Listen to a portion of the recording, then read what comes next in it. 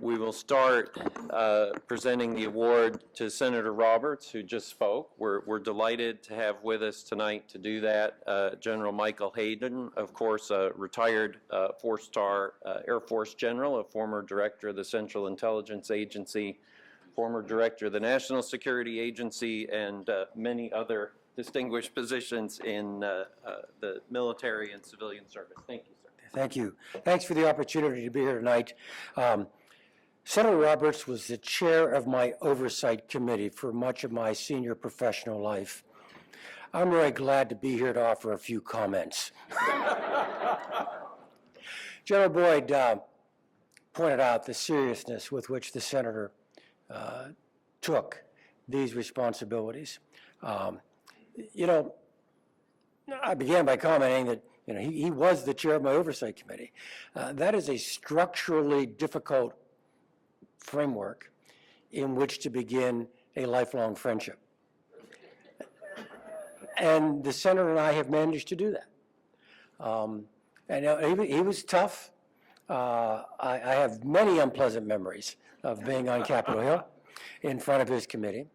But it was always done with fairness, and you probably got a touch of this tonight. You sensed it, a touch of humor throughout the dialogue. Fairness, a touch of humor, a touch of seriousness, and a touch of humanity. All right. Again, structurally, it's the Article 1 guys and the Article 2 guys, even in the best of circumstances. The fellows who wrote the document 2+ centuries ago created that torque, created that stress. But it doesn't mean it has to be mean-spirited or unproductive.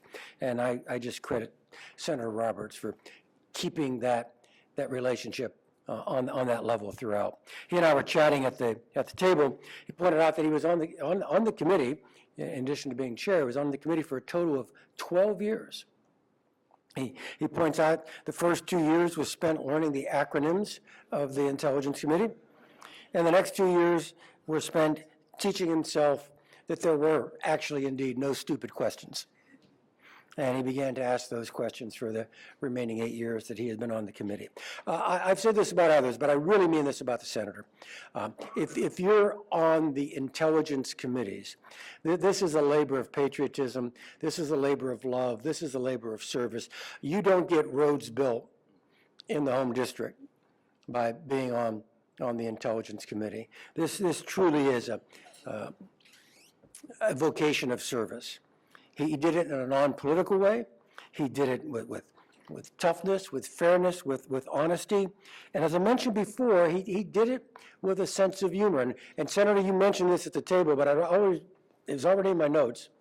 At the height of what did we do? How much did we do? Did we go too far with regard to the response to 9/11? Very honest debates among very good people.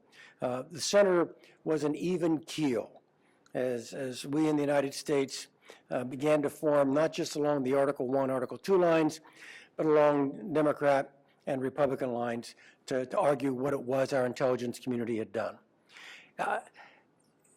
Tough overseer, demanding overseer, but he had a good memory. He remembered what we told him, and we reminisced at the table. And again, Senator, I was going to tell this story anyway. He was on Meet the Press with some other members who were complaining about some things that had been done, and the senator actually pulled a bottle of pills out of his pocket, shook them in front of Tim Russert, put them on the table and said, "These are memory pills. I prescribed them for the other members who are here today, who seem to have difficulty remembering what they had been briefed on prior to this becoming a contentious political issue." So again, I was delighted that General Boyd asked me to come and be part of tonight's ceremony. I would do this personally. I would do this out of friendship. I am delighted to be able to do this on behalf of the intelligence community that I represent and that the senator oversaw during his time on the committee. Senator, thank you very much.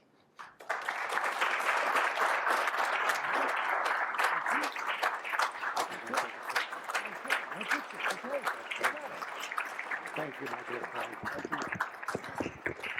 Now, gentlemen, please remain on the stage.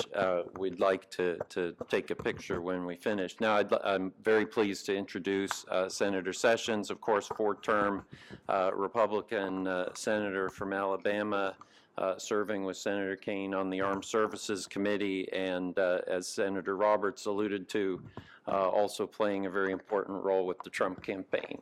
Senator. Thank you. Well, Pat Roberts is a senator proven. I got to tell you, he's a great patriot, a realist. His Marine training has not failed him.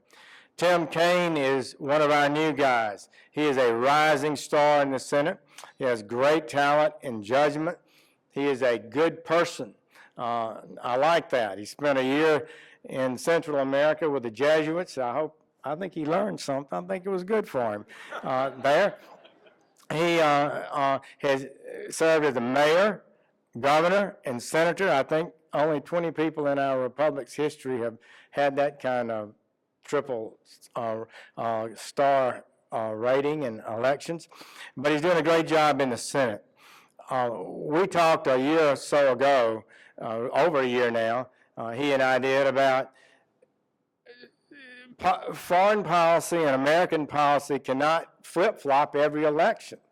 It has to have a bipartisan foundation. And I asked him about that, and he hit it like a trout, as I like to say. And he understood that exactly, and we talked about it at some length. We even discussed getting senators together and meet on a regular basis, which we haven't done effectively. But I think his instincts is correct there, that we can establish a bipartisan foreign policy. We can. And a realism has got to be a big part of it. I think it can help bring us together as a party. Tim co-chairs the Senate prayer breakfast. He's involved in everything we do in the Senate. He has tireless energy. His son is a Marine, been deployed all over the world. It keeps him very real and very close to men and women who place their lives at risk for this republic. It is a real pleasure for me to introduce my friend, one of our best members in the Senate, Tim Kaine, and congratulations, Tim, on this well-deserved honor. I appreciate it. Thank you. I really do. Thank you.